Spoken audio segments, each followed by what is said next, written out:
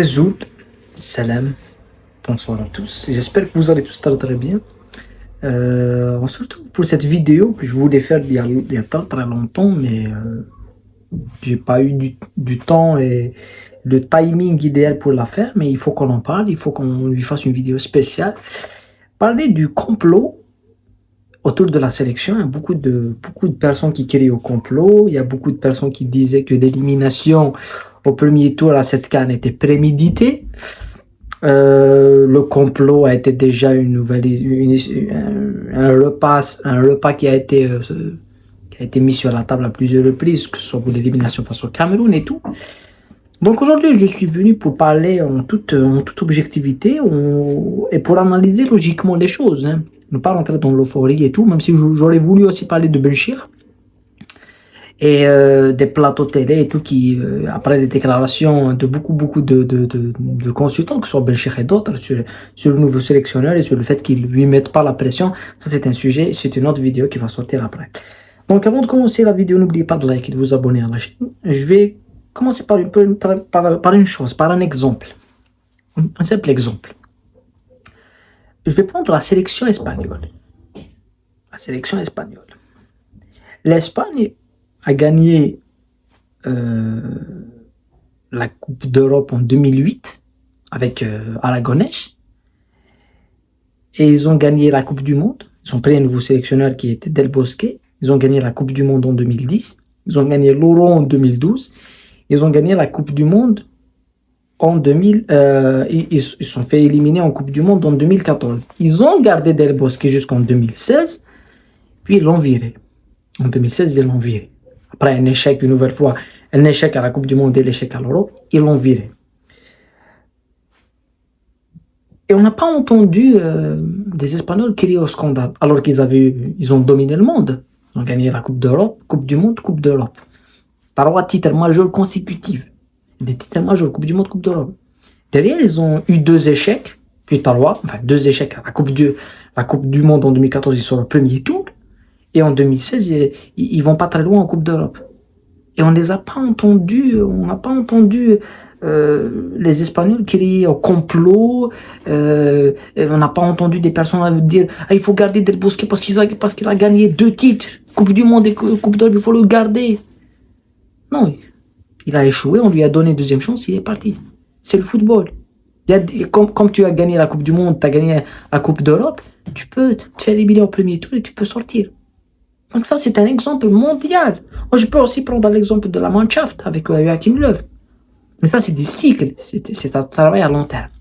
Là, on a un entraîneur qui est Djamel Belmadi. Est-ce que les supporters, moi, je dis que je vais utiliser les termes, les supporters de Djamel Belmadi. Parce qu'il y a des gens, si on va sur les réseaux sociaux, il y a des chaînes, des youtubeurs qui sont dédiés à Djamel Belmadi. Ils sont là à parler du matin au soir. Djamel Belmadi ne fait aucune erreur, Djamel Belmadi a gagné la Coupe d'Afrique 2019. C'est un entraîneur de coup. Il a fait un coup, il a gagné. Ça ne veut pas dire qu'il va gagner d'autres Coupes d'Afrique. C'est ça qu'il faut que les gens comprennent. Di Matteo, il a gagné la Ligue des Champions avec Chelsea. Ça ne veut pas dire qu'il va gagner d'autres Ligue des Champions. Il a gagné une, c'est tout, c'est un coup. Mais c'était l'homme principal de la victoire. Belmadi en 2019, il avait tous les éléments qui lui permettaient de gagner cette Coupe d'Afrique. Parce que il avait l'énergie du groupe, sa vision et même le fait qu'il soit outsider, que personne ne le met même favori, même pour aller en demi-finale. On disait que ça serait un direct qui arrive en demi-finale. Donc, si on analyse tactiquement les matchs, on voit comment il a joué. Il a joué en transition, il a joué en contre-attaque, il a joué au biceps, beaucoup de matchs au penalty, comme le match face à la Côte d'Ivoire, où il a ramené quelque chose, il a ramené un nouveau souffle après. Mais après, t'attends pas qu'il va te répéter ça. Et le problème, c'est que pour Belmadi, il y a après un échec, qui est l'échec de la Coupe du Monde, mais déjà l'échec de la Coupe d'Afrique. Ils sont au premier tour, où ils nous ont sorti beaucoup de rumeurs. C'est la pelouse, c'est Diapoma et tout. Après, il s'est sorti en Coupe du Monde. Là, on a eu un film indien. Même Belmadi lui-même est tombé dans le piège où il disait qu'il a un dossier solide. Et on lui a donné la chance. 2 échecs monumentaux, on lui a donné une nouvelle chance.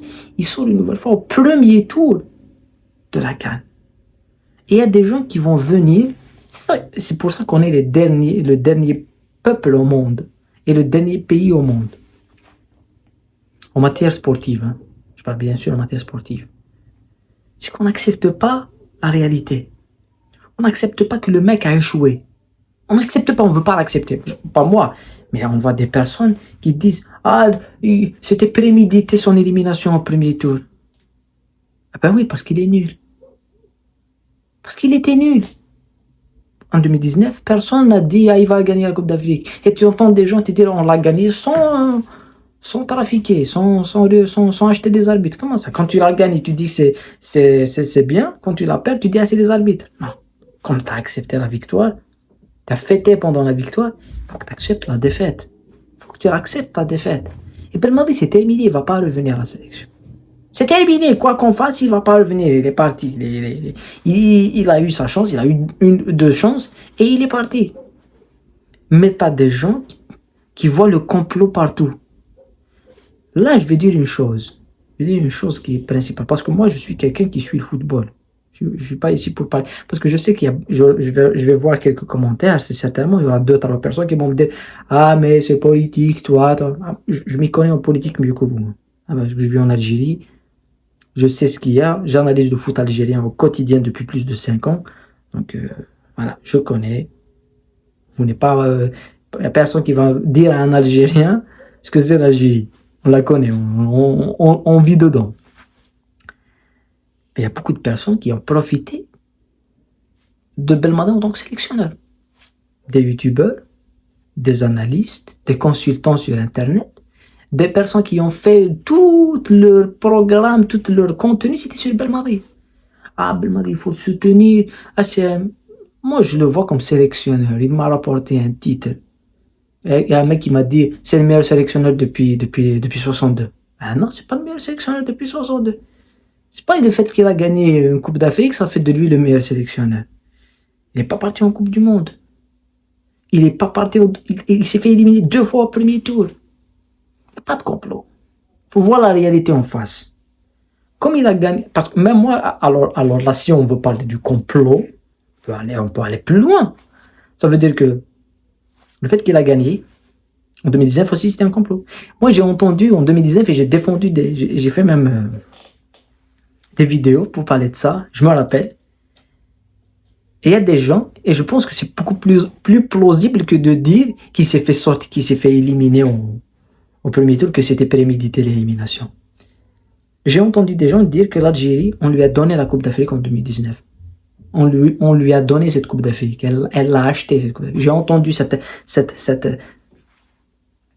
idée-là, je l'ai entendue. Et vous l'avez entendu aussi. Vous connaissez des personnes qui la défendaient et qui disent impossible qu'il la gagne. C'était un cadeau qu'on leur a donné. Vous l'avez entendu. Et le jour même, on dit ah non, c'est d'accord, c'est Belmadi, c'est l'équipe nationale qui l'a gagné et on l'a mérité. Mais quand on s'est fait éliminer face au Cameroun, c'est Belmadi l'échec. Quand on s'est fait éliminer au premier tour, on a été incapable de battre Sierra Leone, c'est Belmadi le staff technique de l'équipe nationale. Éliminé au premier tour dans cette Coupe d'Afrique, c'est Belmadi et l'équipe nationale et le staff technique qui sont responsables. Alors, si tu veux voir du complot, tu peux le voir partout, tu le vois nulle part. C'est pas quand ça t'arrange, c'est du complot. Quand ça t'arrange pas, c'est pas du complot. Moi, je fais cette vidéo pas pour répondre à ces personnes-là, parce que la personne qui est dans un univers qu'elle a créé elle-même, et elle est prise elle est manipulée, ou elle voit des choses et elle voit des complots partout, je peux pas la raisonner.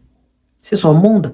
Moi, j'essaie de donner une vision pour les gens qui essayent de réfléchir par leur propre cerveau et essayent de voir, celui-là il me dit c'était un complot, mais ce mec-là me dit ce n'est pas un complot. Donc je vais faire le tri, je vais voir, est-ce que c'est un complot, c'est pas un complot, pourquoi on a perdu, pourquoi on a perdu, comment on a joué, on va regarder les matchs, on va voir comment il a joué tactiquement, quelle est la différence, pourquoi d'autres équipes gagnent, pourquoi d'autres équipes perdent. Voilà, il faut faire ça. Et après, on va faire le tri et parler football. On ne parle pas football en Algérie. On parle complot. Alors que les mêmes personnes en 2021, quand on se fait éliminer contre le Cameroun, je faisais des vidéos sur l'équipe nationale Et je disais, il faut qu'on crée, on va vers un nouveau système. Il faut qu'on aille vers un nouveau système, vers une nouvelle dynamique, on va faire vers la formation, on doit changer les choses. Ah, les gens disent non, c'est Gassama. Ah, c'est un complot. Voyez un petit peu les choses. Aujourd'hui, les mêmes personnes ne vont pas aussi réfléchir. Ah, il faut révolutionner le football, il faut aller vers la formation, il faut prendre un modèle de... Non, non, non, c'est un complot contre Belmadi. C'est pas un complot contre Belmadi. Il a échoué, il doit partir. Del Bosque a gagné la Coupe du Monde, il a échoué, il est parti. C'est simple, c'est aussi simple que ça. Tu échoues, tu pars. Tu échoues, tu pars. Mourinho a échoué, Chelsea, il est parti. Joachim Löw a gagné la Coupe du Monde, il a échoué, après il est parti.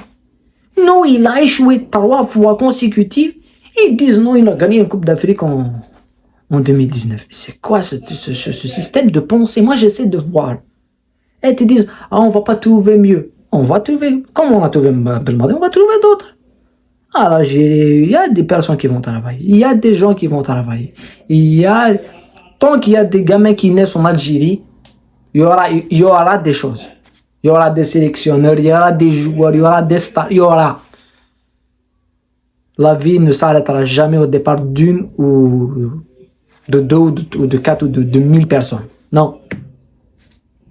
Mais il faut transcender ça. Il faut le transcender. Voilà. C'est ce que je voulais dire par rapport à Belmadi, par rapport à tout ça. Mais voilà. En tous les cas, des personnes qui... J'ai donné ma simple vision parce que moi, j'en ai marre des gens qui vont du complot partout. Et moi, ce qui me dérange, c'est que des gens, pour nous expliquer qu'il y a un complot, ils prennent des déclarations d'autres personnes qui étaient contre Belmadi.